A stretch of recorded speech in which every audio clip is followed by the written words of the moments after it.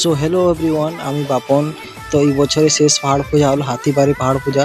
তো আমি এখন দেখতে যাচ্ছি, দেখতে পাচ্ছ আমি এখন ঘরের থেকে বার হয়ে গেছি। তো আমি এখন রেডি হয়ে যাচ্ছি পাহাড় পূজা দেখতে। এখন আমি পৌঁছালি মোটরখাম, দেখতে পাচ্ছ এটা হচ্ছে রেলওয়ে আন্ডারপাস। এটা নিচ হয়ে যাচ্ছি পাহাড় পূজা দেখতে। তো দেখতে পাচ্ছ আমি এখন বাইকে একাই যাচ্ছি। তো আগের থেকে দেখতে থাকো ব্লগটা।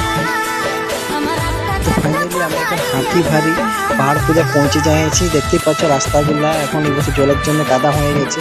এই তো দেখ কিছুক্ষণের মধ্যে